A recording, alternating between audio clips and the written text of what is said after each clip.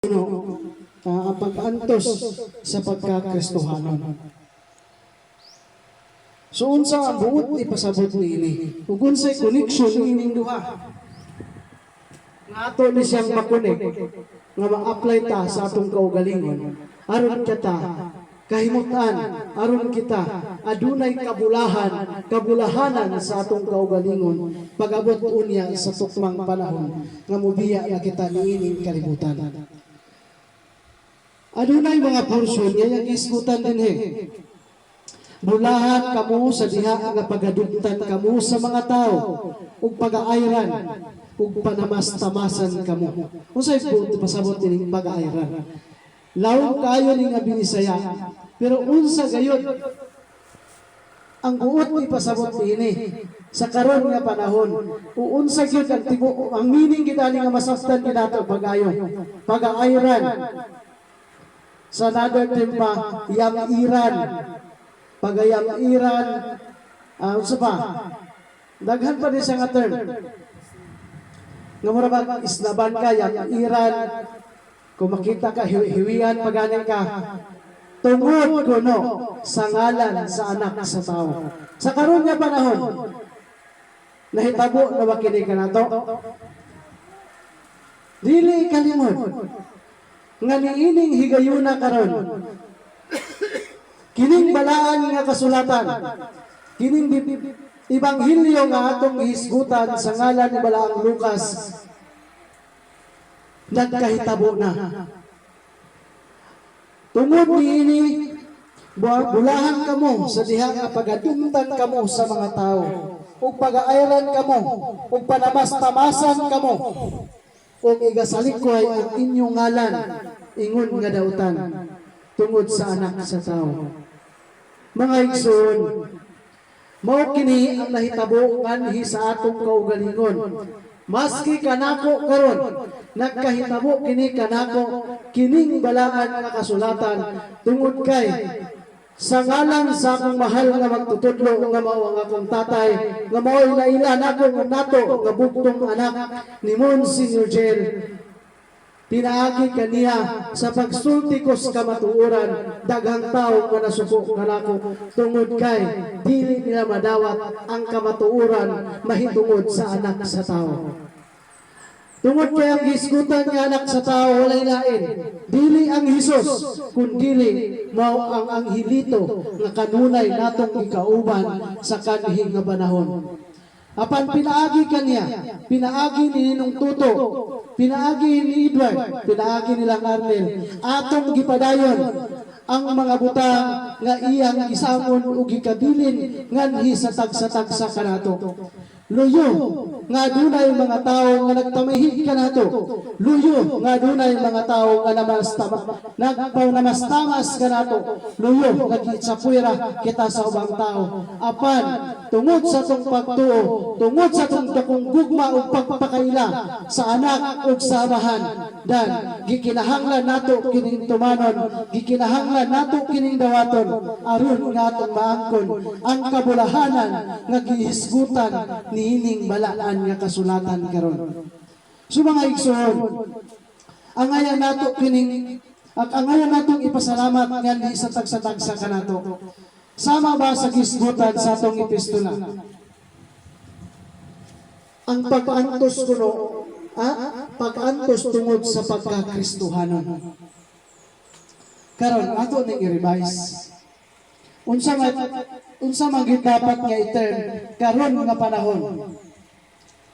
Kumuingon ta ang pag-antos tungod sa pagkaalfahanon. Daghan na kaila kang alfa. Apan jutay ang nakaila kang giduno. Susato pa ang pag-antos tungod sa pagka-gidunohanon nga iyahang sumusunod. Kay kita karon nya niya dinhi. Dili ingon nga alpahanon, kundili gidunuhanon. Kung sa buot ipasabot ining gidunuhanon, mga tumutuo, mga sumusunod ni Tatay Lito nga mao'y atong naila nga mao si giduno. O karon iya kini nga panahon, busa kita nga mituo og niila kaniya ang tawag kanato mga anak mao ang gidunuhanon. So unsa kunay angay natong buhaton, gikinahanglan nga makamao kitang moantos sa mga pagsulay, makamao kitang mudawat sa mga negatibo. Sama ba sa gisgutan nini? Ingon man usab kamong mga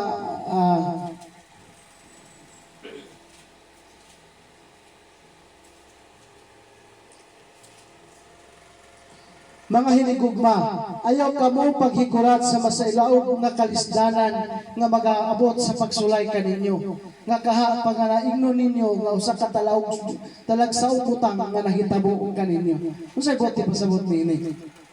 Siguro kanato tagsa-tagsa gikinahanglan pa kitang moagi og negatibo sa atong kinabuhi.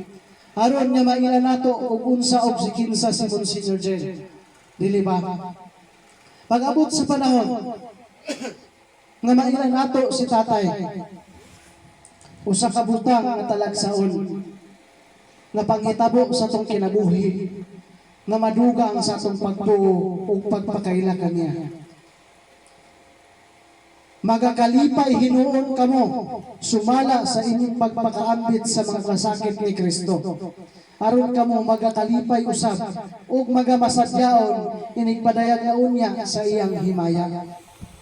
So gikinahanglan ang pagdawat sa mga pagsulay sa mga kasakit sa atong kinabuhi. Gikinahanglang tulutimbangon ta kini. Miagi ka magkasakit karon nga panahon. Aduna may mga negatibo nga niabot sa imong kinabuhi karon. Igsoon, moabot ang panahon nga kanang negatibo nga panghitabo sa imong kinabuhi, adunay maayong positibo nga ipaabot ang Dios diha kanimo. Busa dili ka angay nga ikasakit sa imong kaugalingon, kun dili gikinahanglan nga imo kining igakalipay tungod kay adunay giandam ang Dios kanimo pag-abot unya sa tukmang panahon. Adunay mga panghitabo sa atong kinabuhi nga usahay masakit dawaton.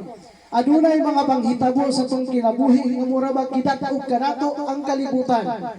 Apan pag-abot diay sa panahon, aduna diay positibo ug aduna diay butang nga iyang giandam kanimo. Ug pinaagi niana gihimo kanyang gilikon diha, gilikunan ang imong kasing-kasing, gilikunan ang imong pagtuo kang Monsignor Jen, gilikunan ang imong pagilan adto kang tatay nito, aron pag-abot sa panahon ikaw na usab ang magpaabot sa mensahe ngadto sa ubang tao, at least man lang ang imong giistorya maoy mahimong tinuod tungod kay mao may kasinatian mo sa imong kinabuhi. So gikinahanglan dili porket nga mituo kita sa Dios, one-sided na lamang kita. Dili. Kung dili, ikinahanglan, dawato nato ang negatibo o positibo sa atong kinabuhi. Tungod, kay pinaagi ni Ana, aduna ray kahayag nga mudadag kanimo pag-abot sa panahon. Matod pa sa example ni tatay, ni ining suga. Sa usa ka suga, muhayag siya. O pinaagi sa kahayag, nihayag siya tungod sa duha ka linya nga nagputay niini. Nga mao ang negative ug ang positive. Dili pwedeng musubra ang negative. Dili pwedeng musubra ang positive. Tungod kay mahimong balance sa duha aron pantay ang iyahang pagsiga. Ingon ana usab ang atong kinabuhi. Ingon ana usab ang atong pagtuong adto kang Monsignor Jen. Dili kita niya kadugangan, dili kita niya kaligunan kung magpabilin nga negative o positive ra ang atong dawaton. Makamao lamang kitang mudawat sa positibo nga panghitabo sa atong kinabuhi kay para kanato masadya mas lingaw. Apan ang negatibo nga panghitabo sa atong kinabuhi wala nato kini angay nga ikalipay. Mo man bitaw nga kanunay nga gibalik-balik ni tatay sa una ang pag-ingon. Ang iyang pagbuot mao'y matuman.